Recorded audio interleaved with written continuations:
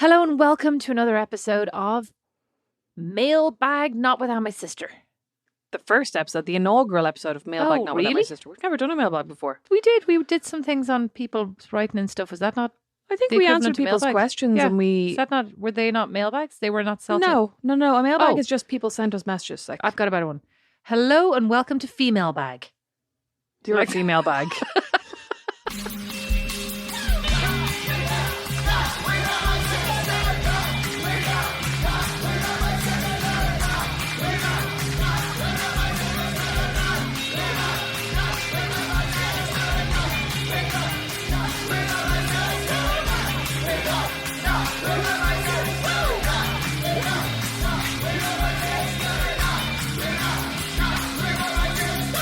I'm Rosemary McCabe. I'm Beatrice McCabe, also known as Female bag? Yeah. Yeah. Today we thought we'd just go through a little bit of the mailbag, a little bit of what people have been sending to us. Female Bag. Oh, gee, I'm not saying that. I'm not saying that over and over again. It sounds Then weird. The bag. I'm going through the bag. Going through the emails and messages we've received on Instagram. I'm going to create a Because- jingle. I'm going to create a jingle for this. Female Bag. Okay, do you want me to talk or do you want me to stop talking? I want you to stop talking. Oh. We always ask people to email us, notwithoutmysis@gmail.com. Notwithoutmysister@gmail.com, isn't it? Do you know what Jesus, I'll else? have to Do you check. know what else? What? I was just going to interject to say, could we get some reviews, please, lads? Could we please have some reviews? I love to read them, and there just has been a dearth of reviews recently. I thought it was Darth. Is it Darth? No, I'm genuinely wondering. I'm thinking out loud. Well, maybe you're right, Darth Vader.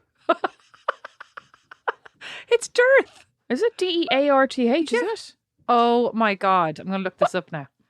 Dearth, upside down E, Dearth. Is that what an upside down E means? Yeah. Oh.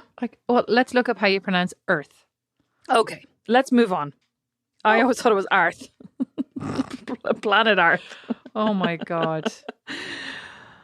We were feeling a bit low in ourselves due to the lack, I prefer the word lack, due to the lack of reviews we've been receiving. So we thought we'd go through our compliments that we've been receiving by email and on Instagram and read them out. Oh, really? Well, some of them are, most of them are nice. pretty complimentary. I mean, that's a bit big-headed of us, and but it's, okay. And it's notwithoutmysis@gmail.com, not, as I just said, not without my sister. And please send us in some reviews. Tell us what we could be doing better, but only ever give us 5 stars, please. Oh, yeah, Thanks exactly. so much. Send us some constructive criticism, but don't publish it in the internet.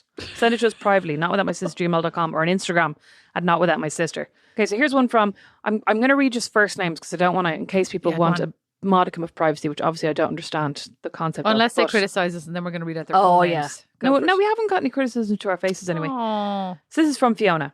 Hi, Rosemary and Beatrice. I love your podcast. I have 3 sisters in Ireland and a half sister in New Zealand. It's very far away. From Ireland, I mean. That'd be tough. I spent 12 years in the US from 1997 to 2008, and when I was there, missed my sisters. We're back in Ireland since 2008 with 2 kids, 18 and 19, so can relate to a lot. You're both very lucky to have each other in Fort Wayne. Don't take the uncensored report for granted. I'll never forget some of the raised eyebrows with some of my innocuous comments when I lived there, so don't take for granted having someone to be yourself with. oh. P.S. You're now top of my list, above Tommy, Hector and Loretta, and I'm relatively new to podcasts. Fiona. Thanks, Fiona. Yeah, I love to be number 1 on people's lists, especially if I'm above a male DJ, you know, my arch nemesis. Tommy and Hector are DJs as well as comedians. I'm just saying. Why are they your arch Because nemesis? they've all blocked me on Twitter, Beatrice. We've covered this before. Yeah, we covered this.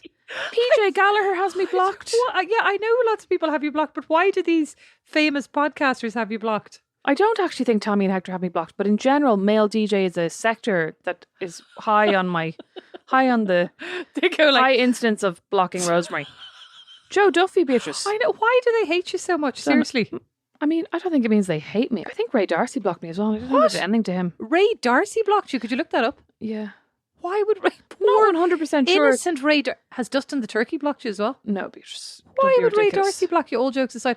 Has what's his Maybe he face hasn't. blocked you? That other dude?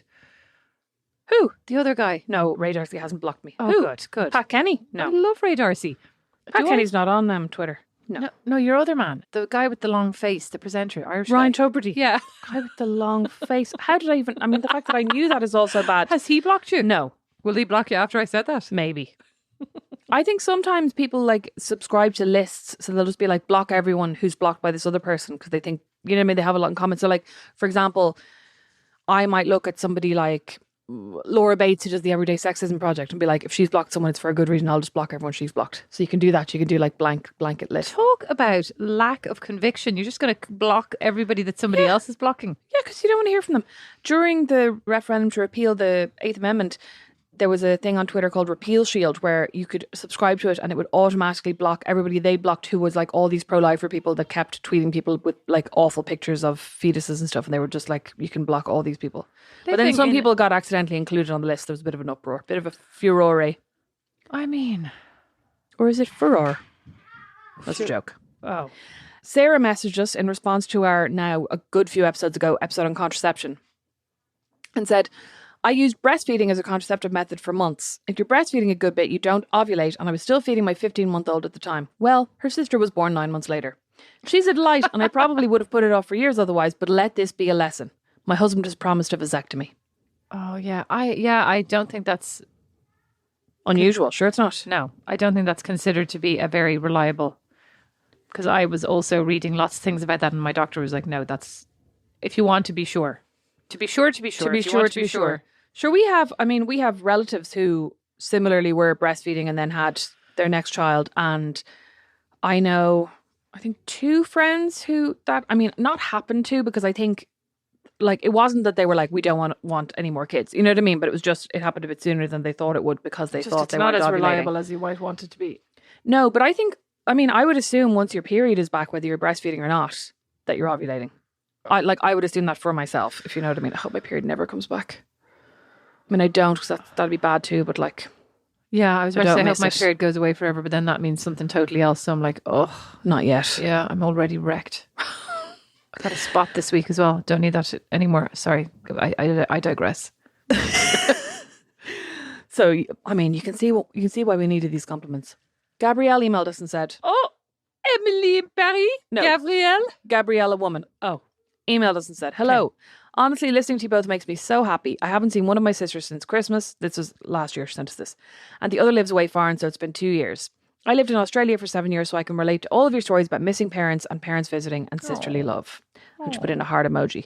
And this was in response to the episode we did on store cupboard essentials, things that we always have in our pantry, right? So she says, anyway, my odd cupboard essentials are cream cheese and jalapenos for making dip. Yeah. Capers and anchovies for pizza sauce and toppings. Them both, yeah. And prawns in the freezer for paella, ceviche, etc. My version of both is definitely not true to the original, but I do my best. I think those are our strangest. We are the same person. I have all those things in my cupboard at all times. Thanks for such a great pod. Le Gras, Gabrielle. Oh. Very nice. Do you really have all those things in your cupboard? I do indeed. Well, actually, I have anchovy paste. I mean, that counts, doesn't it? I hope so. I have 2 things of capers because I didn't realise I had one and I bought another one to make sure I would never run out. What a caper. I was about to say that too, yeah. So this was in response to the recent episode that we did about Atlas's birth. And this is from Roberta, you bitch. Hi there, I'm just listening to your latest episode of the podcast while I'm up feeding my 7-month-old. I'm not usually one for sending messages to podcasts, bit Irish, she says. But I just wanted to say thank you for such an honest and really brilliant episode. I had so many of the same experiences on my first baby, planning a delightful natural birth with a hilariously optimistic birth plan that ended up in an emergency section. It's so generous of Rosemary. Thanks, Roberta. It's so generous of Rosemary to share her experience, especially the tough feelings around feeling disappointed. I totally relate to not feeling like I'd done anything much really, more that it happened to me. When I got pregnant with my second, I talked to a pregnancy therapy counsellor about all of that, which was, I have to say, really helpful in figuring out how the hell I was hoping to get my second baby out of me. Anyway, thanks so much for sharing, and well done to Rosemary, and of course to Beatrice too in her supporting role. Thanks so much. It was tough. Let me tell you, she's not the easiest patient, but I mean, I don't want to take all the glory here, so well done, Rosemary. Am I not the easiest patient? I think I was totally grand. You're totally grand. Only joking. That sounds like a good idea. A pregnancy, whatever. Yeah. What was it called? A pregnancy therapist? A pregnancy counsellor, yeah. That's a good idea. I could do with one of those now, I still think. Well, I went to a therapist before I had Atlas because I was really worried that I was going to get postpartum depression, and I was getting anxious about all the things that could happen. I mean, mostly I wasn't actually that worried about things that could happen during birth because I just assumed it was all going to be straightforward, which it wasn't.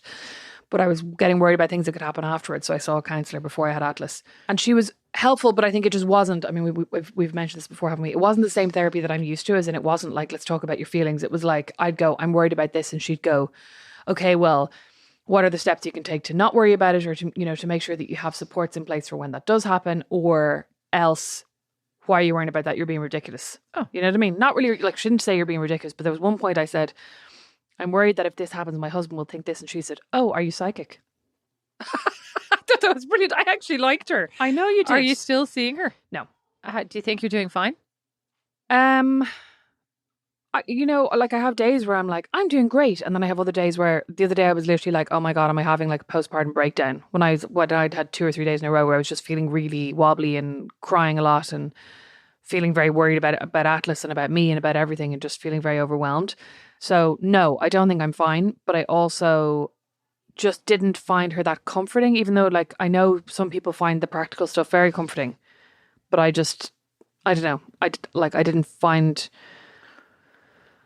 I don't know. You needed more Didn't reassurance. feel like it was for You know me. what? Maybe. Luckily for you, you have me. You know that if you ever have problems, you can come to me and I'm always guaranteed to make you feel better. Isn't that right? What was it the other day I said something to you and you went, you're fine. And I was like, that's okay. I'm fine, I guess. Are you fine? Well, and as Dad would say, was I wrong? Were you not fine? Were you not fine? Hello, ladies, says Gillian.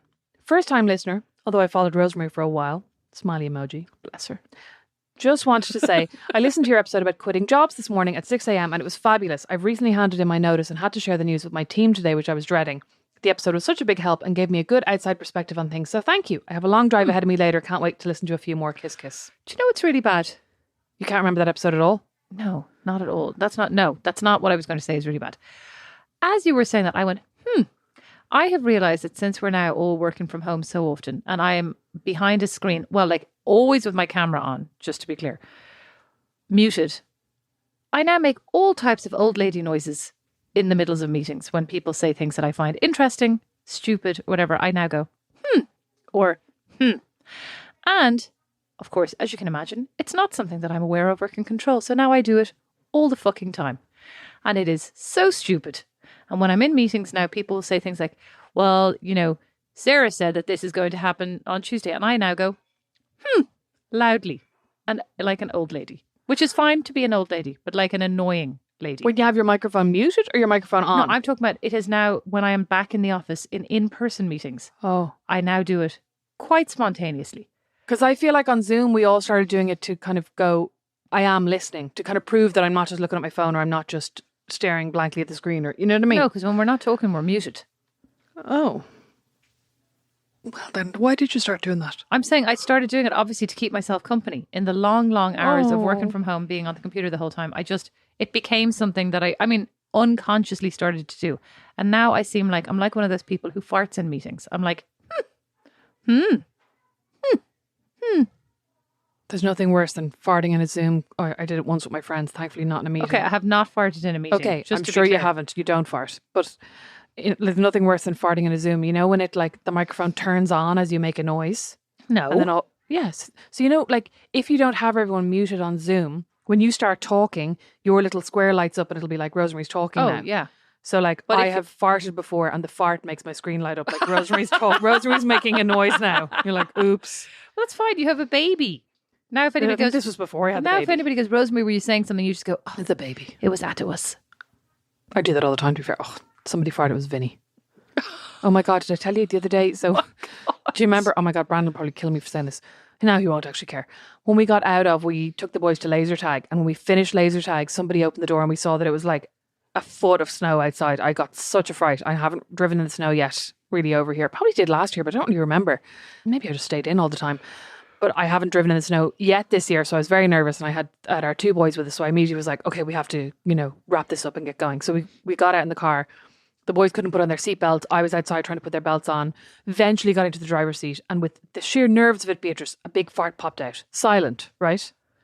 So next thing you know, what's that smell? What's the smell? And I was like, God, I don't know. It's a terrible smell, right? And then one of them, Finn or William, went, oh, it smells like one of Dad's farts. But they literally never put it together that it was my fart. That's really romantic. You know the way they say that girls who live together or work together get on the same cycle. You and Brandon obviously have the same farts. Fart stink. Ugh. Did you have to add that word stink? Yeah. That was like a bit graphic. Okay, we got a message from Aoife. Gross. Very important to note that the low light in the sitting room is very realistic, as all houses in Ireland only use the side lights and never the big light to avoid wasting electricity. Remember we talked about the big light one day. Talked about never Yeah. putting on the big light. Yeah. Well, I mean, And she's right. Well, the really weird thing is that in Fort Wayne, there are no ceiling lights. There are no center ceiling lights. Oh, we have centre ceiling lights. Not in our every house. room. In tons of the Oh, rooms. no, not in Yeah. every room. Yeah, you're right. In loads of the rooms, there are no ceiling lights. You're supposed to, I don't know what. Use lamps. Yeah, use lamps. It's bizarre. And there's no electrical wiring for them. And there's no missing, piece of hanging, whatever, wire for you to put in your centerpiece lighting. Just doesn't exist. No, you're in this box with lamps. It's bizarre. Huh. Did you never notice that when you went to buy your house? No, but now I'm thinking about it a lot. I'm like, oh, you're actually right. Because in our house, so we have a centre light in our living room, but then in the kind of other living area, there are these recessed lights back against one wall. And then the rest of the room just has blank ceiling. You know what I mean? That you're obviously supposed to put in lamps or whatever, but you end up, I don't know, it's a weird configuration. You'd have to put a lamp in the middle of the room practically. It's very odd. Okay, message from Sinead. Just listen to your episode on navigation where you mentioned the Bayeux Tapestry. Say that again, Rosemary. On what? Maps.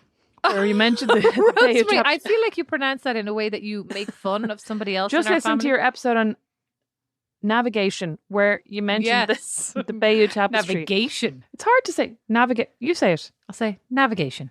You don't say it like I that. do. you? I say, let's go. Let's navigate. Let's do some navigation. Whereas I say, let's navigate. Yes, you do. Navigation. Just listen to your episode on navigation where you mentioned the tapestry. Before our wedding a few years ago, myself and my husband drove to the north of France to get wine for our reception. That's a big test now. Before the wedding, that's brave. I feel like I'd fall out with somebody driving to France to get wine. Anyway, my husband is big into history and we saw every World War beach, gun and plane in the entire of the northern coastline in the trip. A very patient woman. So when he mentioned going to see a tapestry, I thought he was taking the piss. Sadly, he wasn't. The feckin' thing is so long, it takes ages to look at and it's so boring. It was the straw that broke the camel's back after all the World War stuff and we had a huge fight about it. Fast forward to our wedding day and what was in the reception room? Only a reproduction painting of the Bayeux Tapestry. I have to say it made me smile on my morning commute to hear Rosemary say she said it was out of the country. Very fast thinking and she definitely dodged a bullet. So bratty. Did you ever find out if Claire's mom ever No, I'll have to ever knew about this? No, I'll ask Claire. Yeah, you have totally to ask her. forgot about that. Actually, classic. Oh, God. Kira says, you're giving me countless hours of laughs as I go about my boring day up in the back arts of Queensland.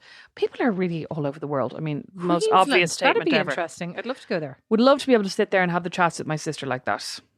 Oh, makes me sad for all the years we were apart and happy for now that we're together. Oh, that's so nice. Rachel messaged us and said, hello, love the podcast and I've got my mum and sister on it as well. Just listened to your episode on Good Girls and wanted to recommend a show to you both. If you haven't yet, you should watch Parks and Rec. I have Do you watch not that? watched it, and that is actually based in Indiana. Yes, she says it stars Retta and also because it takes place in the fictional town of Pawnee, Indiana. Also, if you're looking for topic suggestions for future episodes, we've got this a few times, Beatrice. I'd love to hear you talk about your favourite podcasts. Okay. Looking forward to more episodes. Rachel in Austin, Texas. But we can't do an episode of podcasts because you don't listen to any podcasts. Yes, I do. What podcasts I'll do you keep listen them to? for the episode. You are clearly fibbing. You're just going to go off and listen to some podcasts now to will. prepare. Well, listen, that's fine. I will. You know what? On the topic of which, I have actually 100 podcasts to recommend. This isn't ruining anything. But I've been listening to 2 podcasts about the Elizabeth Holmes Theranos verdict. One is called Bad Blood and the other is called The Dropout. And I'm finding them I find the whole trial very fascinating. Well, you can watch the TV series now with Amanda Seyfried. I know. Yeah. Based on The Dropout. The Dropout podcast, yeah. And that's on Hulu, right? I don't know, Rosemary. I think they were talking about it. I'm excited. Elizabeth Holmes, the new Steve Jobs, except not. Because she... Anyway, this is the last one, Beatrice. So you better think of something to say for the last 10 minutes. Go on. Just finished... Oh, sorry. This is from D. Just finished the latest episode about concerts. So this is from quite a while ago. Strap in. I have a few gigs to tell you about and I'll try not to be too long. D, you failed. First... Rosemary, after this, I want you to read the one about the knickers. Wasn't there one?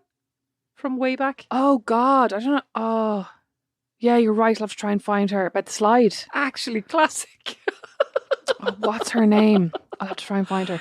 Oh. First saw David Gray, midnight at the Olympia, March 1995. My mates, a bunch of lads. I hate guys, girls. But I know Deej, you're not a guy's girl. What? But like, she said, my mates, I a bunch love of lads. guys, girls. Oh, no. Girls who only have male friends, don't trust them. What? My mates were poor students and chipped in to buy me the £8 ticket in HMV as they were insistent that I would love David Gray, and they weren't wrong. So nice. They'd sat, you say, actually, so nice. Maybe I should have had more male friends. They sat me down in their gaff and made me listen to his first album, A Century Ends, the song Wisdom to be precise. The lads were all big fans, so I went with them. We were broke, so chipping in was a big deal. I think we could all afford 2 pints each, and we walked from Drumcondra to the Olympia and back that night. Saw him in Whelan's, the Temple Bar Music Centre, now Button Factory. Only ever saw him in small venues, never saw him in a big venue. Much prefer small places, but was delighted to see him hit the big time with White Ladder. Well deserved. REM. I was at the same gig as Beatrice in Slane, and I didn't think it was amazing. I like a personality with my bands, and all Michael Stipe said in between songs was either, "Hi there, here's a song. You're here, we're here. Here's a song." Did my head in. Then my sister brought me with her to see REM years later in Lansdowne Road, and I agreed under duress. Good old Michael had a personality transplant and was all the crack on stage. Oh. Crack jokes about the Corrs who were playing the following night, promising to put the toilet seat down, etc., and also jumping up and down on stage a good 5 minutes after their encore ended and the rest of the band had left.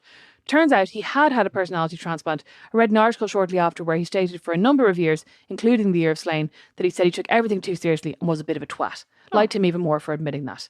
P.S. I totally agree with B about fake nails. Cannot wear fake nails. It feels like a weird, something alien attached to me.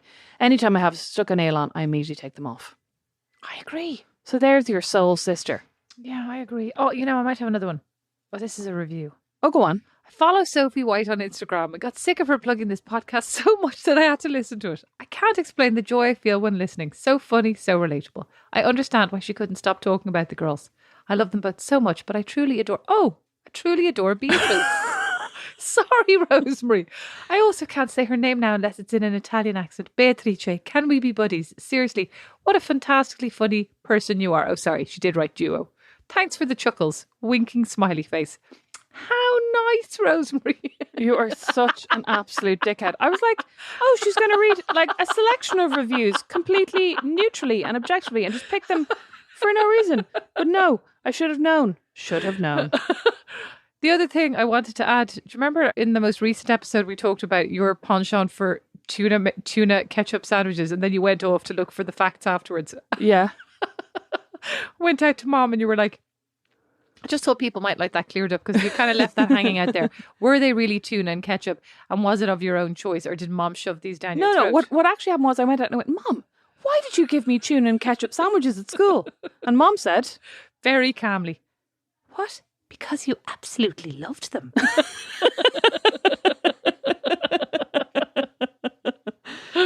She did, the old wench. She did. And Roisin did text back and say that she too was a fan. Yeah, because I said, was it true that, like, you know, I was like, am I remembering wrong, or did you have tuna and ketchup sandwiches? We're going to call them the TKS. Ugh.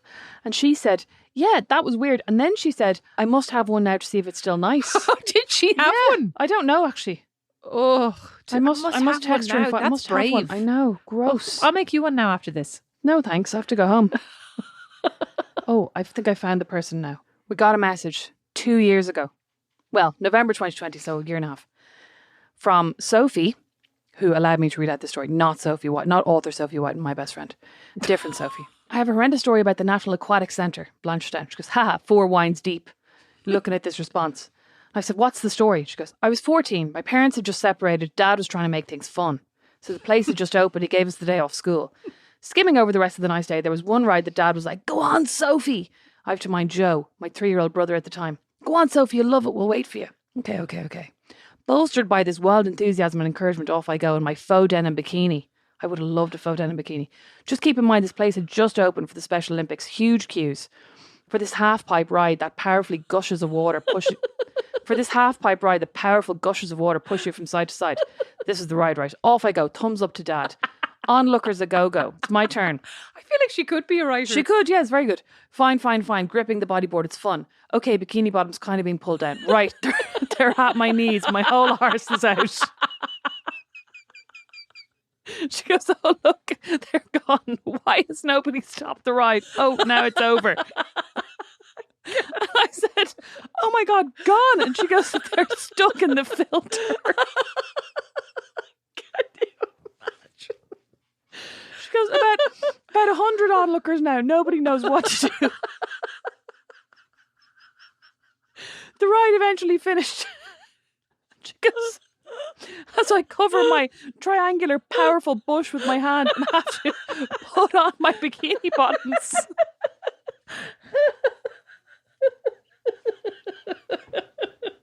And she goes, nothing was ever mentioned. She goes, the worst. I walk over to my dad and he's like, see you at the car, yeah? You walked over like, was there even a towel? Well, she said she had put on her, she rescued her bikini bottoms from the filter, put them on her, walked over to her dad who was minding her little brother, and he goes, see you at the car. Right, 'cause she used to go to the ladies' changing room, used to go to the male changing room with her brother. I can't. She goes, nothing was ever mentioned, I just swallowed it. Until about 2 years ago, my dad looked at me one day and started sniggering and was like, remember that day? Oh my God. She goes, horrendous. She goes, it's funny, but only now. Oh my God. Actually amazing. Yeah. So mortifying. Yeah, and she goes, I just find it so gas. It was buried the second it happened. And at that age, 14, and with everything going on with dad, gone to a different house and everything, the last thing I needed was a laugh being pointed in my nude teenage body away. So he did me a big favour Oh, by ignoring it. She goes, he's a kind man and I love him. Poor dad, though. Oh, poor dad. I can't imagine what our dad would have done. I don't even. I feel like that. Well, I mean, yesterday when you had some, I don't know. Dad probably wouldn't even have noticed he'd be reading his book. You had that moment about like, can you believe that one day our kids will grow up and we'll never see their bodies again? Dad had just decided to come in and join us in the room, sit there on the couch. And I said, Dad, if you like, I can take my clothes off now. If you ever feel like you missed those days. And he just goes, no, thanks. I'm fine. So I think that answers that. Well, to be fair, this was right after we'd gone downtown for lunch and I'd been feeding the baby sitting across from him and then been like, what, the baby's peed on me, and suddenly looked down and my breast was literally just pouring milk and he went, oh yeah, there it is, like, oh yeah. I was like, oh God. A disaster. Dad needs to learn that no matter what you say when you are breastfeeding, he is not to point his eyes in the direction of your boobs. This is off limits for Dad. And I'm gesturing. She's literally rubbing on her top nips. of It's my really nips. weird. This is off limits for Dad. It's like a mixed message. It's really weird. Okay. Awful. Awful. I think it's time okay. to wrap it up. Thanks for listening. Thank you so much for listening. Get us on Instagram and Not Without My Sister, or individually Rosa McCabe and at Beatrice McCabe. Do email us, notwithoutmysis@gmail.com, because now that we've known a mailbag episode can be a good laugh, we'll do them again. A what? A female bag episode. I feel uncomfortable now going out to Dad. You made me feel like a weirdo. Well, just don't go out rubbing your nipples and you'll be fine. Thanks so much for listening. Bye. Not Without My Sister is produced by Liam Garrity, sound and original music by Don Kirkland, and our original illustration is by Lindsay Nielsen. Not Without My Sister is a member of The Warren. As is our podcast, The Critter Shed. For more great podcasts, hop along to thewarren.ie.